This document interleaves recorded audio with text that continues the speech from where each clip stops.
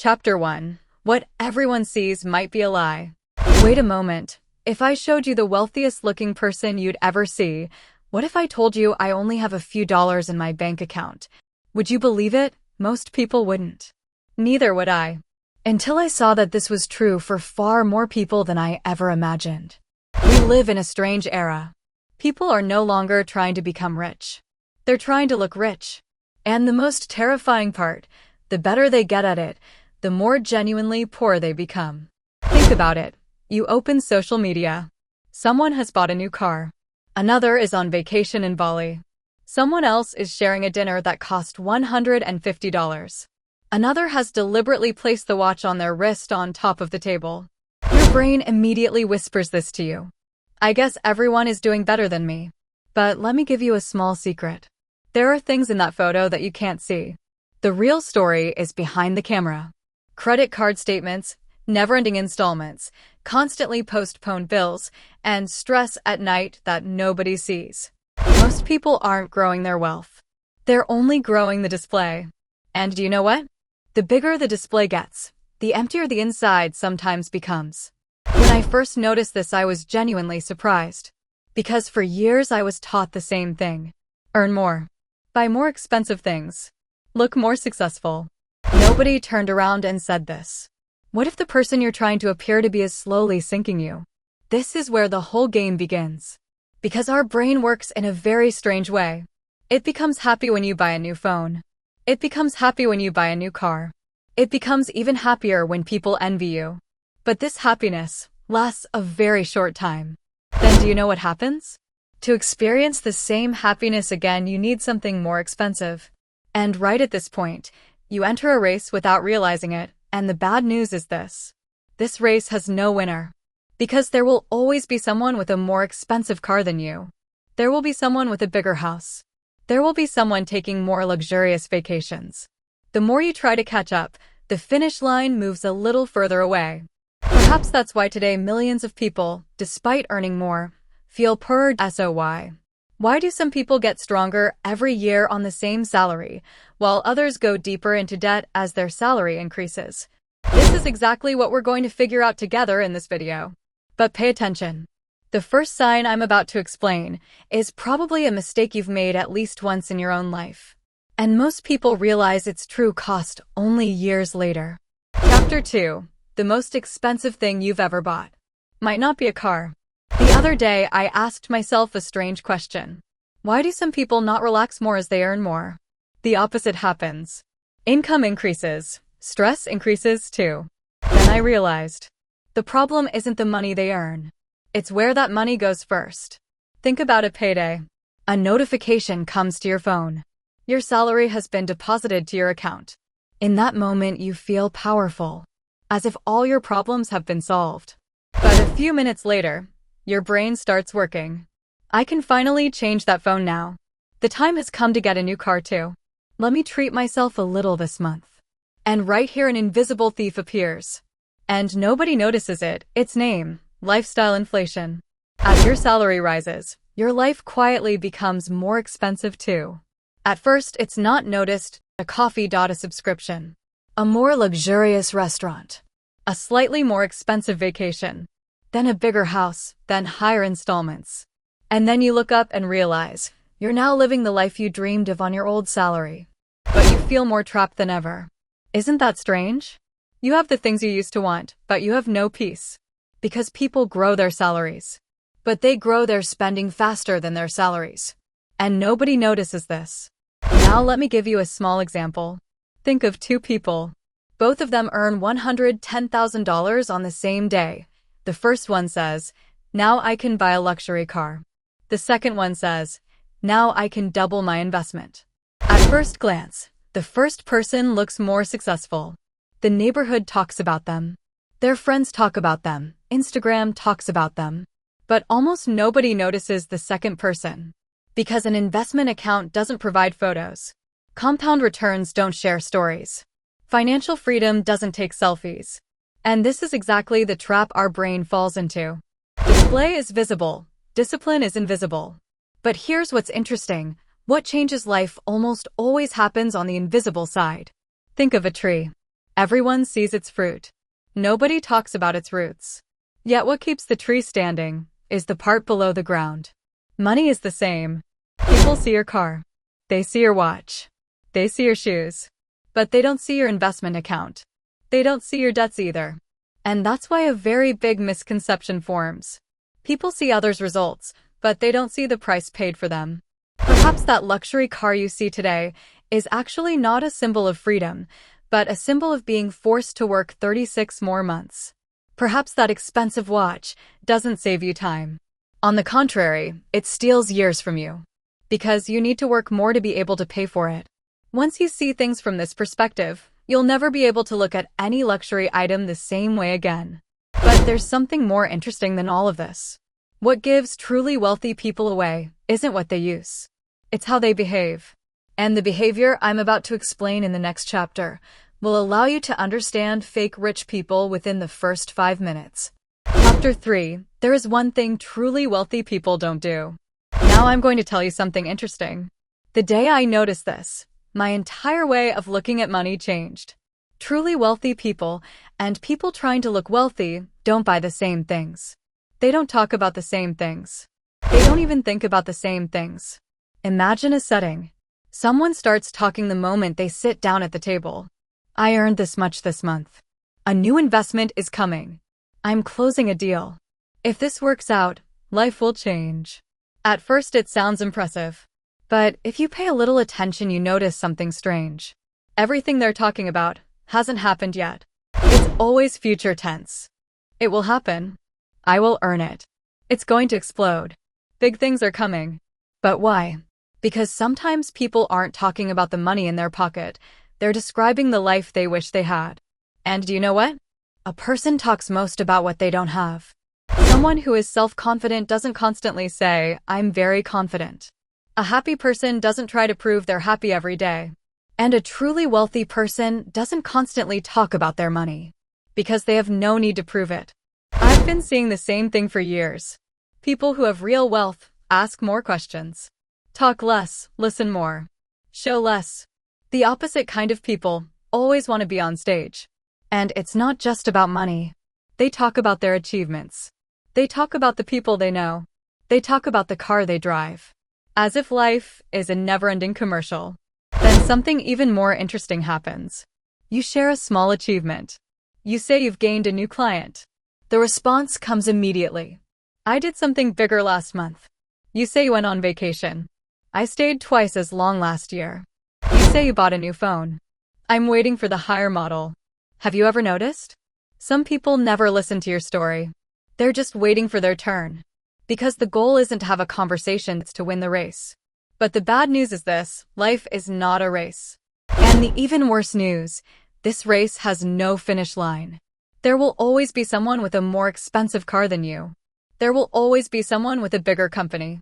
There will always be someone with more followers. If you try to be happy by comparing yourself to them, you'll feel inadequate for the rest of your life. And this is exactly where social media comes into play. You open your phone, someone is in Dubai. Another is in the Maldives. Someone else has shared their new home. Another has deliberately placed their watch on top of the steering wheel. Then your brain quietly says this: I guess I've fallen behind. No, you haven't fallen behind. You're just comparing people's trailers with your own behind-the-scenes footage. Nobody shares the day they had a fight. Nobody shares their credit card statement. Nobody shares that they couldn't sleep at 3 in the morning. Because social media isn't real life. It's a display window. And the biggest problem with a display window is this: it doesn't show what's inside. People show you the result. They don't show the process. They show you the new car. They don't show how many extra years they'll have to work for it. They show you the new house. They don't show the 30 years of debt that comes with it. They show you the new watch. They don't show the months they couldn't invest. And this is exactly where most people get it wrong. They see the wealth. They don't see the price. And let me tell you perhaps the most important sentence in the video. Display impresses others. But discipline changes your future. Doing both at the same time is very difficult. Because one rewards today. The other rewards tomorrow. Most people choose today. But the minority who are truly wealthy choose tomorrow. So how do these people manage this? What is that small habit that makes them free over the years? In the next chapter, we'll talk about that behavior which looks insignificant from the outside, but earns millions. Chapter 4. The decisions nobody applauds are the ones that change your life. Now I'm going to tell you the story of two people. This story is actually, perhaps, our story. Think of two friends. Both work at the same company. Both earn the same salary. In the early years, their lives are almost identical. Then a small difference forms. Not such a big difference. Small enough that nobody would notice. The first person gets a raise and rewards themselves. I work this hard. I deserve it. First, their phone changes. Then their car. Then their house. Then their vacations. Every salary increase becomes a new reason to spend. But the second person behaves very strangely. The raise comes. But their life stays almost the same. Their friends are surprised. You're still driving this car? With this salary, you can get something much better. Live your life a little. Maybe you've heard these things too. Maybe you were even the one saying them. Because for years we've been sold the same story. As your income grows, your life should grow too. But who said this? Truly successful people? Or people trying to sell us something? Think about it. Every day we see dozens of advertisements. You deserve this phone. You should upgrade to this car now. The new definition of success. Did you notice? No advertisement ever tells you this. Invest this month. Pay off your debt. Build an emergency fund. Because nobody makes money from these, but you do. This is exactly where the system works. It constantly teaches you to want more. It teaches you to never see what you have as enough. And the name for this is hedonic adaptation. The human brain adapts to new things incredibly quickly. Remember, the day you received your first salary, how happy you were. But today, you probably don't feel the same excitement. Remember your first smartphone. You hadn't put it down for hours. Now, a week after getting a new phone, it feels ordinary. This is how our brain works. Every new thing becomes normal very quickly. But this has a dangerous consequence. We constantly try to buy happiness. And as the duration of happiness shortens, the bill gets bigger. When people say this sentence, I guess I need to buy something bigger. No, the problem wasn't what you bought. The problem is looking for happiness in the wrong place. Now I'm going to tell you perhaps the most important sentence in the video. Income doesn't make you rich. Your habits do. If a person earns $80,000 a month and invests $10,000 every month, and another earns $150,000 a month and saves nothing, from the outside the second person looks more successful. But time makes the first person rich, and the second person only the owner of an expensive life. People underestimate time. Because time works silently. Compound returns work silently. Discipline works silently. Nobody applauds. Nobody calls you and says, congratulations, you didn't make any unnecessary purchases this month either. But years later, life applauds. When one morning you turn off the alarm and don't have to go to work, life applauds. When you can tell your family, don't worry about the money, life applauds. When you no longer have to do a job you don't want just because of the bills, life applauds. This is what real wealth is. Not a bigger car. A bigger list of options. More freedom. More peace. Fewer obligations. And interestingly, the people who achieve this most often look ordinary from the outside. Because their goal isn't to attract attention. But the most crucial part of the video hasn't come yet. Because so far the topic has always looked like it's about money. It was never about money. The whole matter was about who you want to be. And in the final chapter you'll see that a person either uses their money to build their future or to look a little bigger in others' eyes for a few minutes. Chapter 5. In the end, it's not the person with the money who loses. It's the one who chases display. At the very beginning of the video, I asked you a question. Do you remember?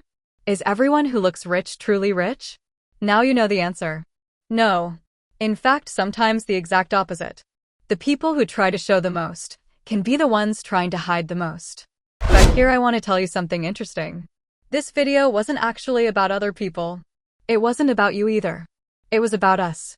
Because let's be honest, all of us at some point in our lives cared too much about what others would think. I did too. Maybe you did too. When buying new clothes, I wonder if people will like it. When choosing a more expensive phone, it'll look a little better. When wanting a bigger car, after all, you need to look successful. A person doesn't notice this, because display begins very quietly. First with a small expense. Then it turns into a small habit. Then it becomes part of your identity. And the most dangerous part, after a while it's no longer for impressing others. You start spending to keep the character you've created alive. And this is where the game ends. Because you're no longer managing the money. The money is managing you, and you know what? The greatest advantage of truly wealthy people isn't that they earn more money. It's that they try to impress fewer people. When I first heard this sentence, it seemed very strange. Then I looked around me. Truly powerful people were quiet. They didn't tell anyone what they were buying. They didn't show anyone their bank accounts. They weren't trying to impress anyone. Because their goal wasn't to collect applause. It was to accumulate options. This is the real definition of wealth. Being able to say, I can buy it if I want. Not a more expensive car. Being able to say, I'm not buying it because I don't have to. Real power begins here. Because wealth isn't what you have. It's the freedom to be able to let go. One day being able to leave a job you don't want. Being able to support your family. Not panicking when a health problem arises. Not losing sleep at night over your child's education. What a person actually wants to buy is these things. Not a car. Not a logo. Not a brand. Peace. But for years we've been sold the wrong product. As if peace will come with more expensive things. But peace is most often the result of things you didn't buy. Less debt. Fewer installments. Less display. More options. More time. And perhaps most importantly, more freedom. Now, before you close this video, I want one thing from you. Today, really today, think of an expense you're planning to make. And ask yourself just this one question. Do I actually want this? Or do I want others to see it? This one question can prevent thousands of dollars worth of mistakes in your life, perhaps even hundreds of thousands. Because financial freedom isn't built with big decisions made overnight. It's built with hundreds of small decisions that nobody notices. And years later people turn to you and say, how did you get to this point so suddenly? And you smile and know the answer.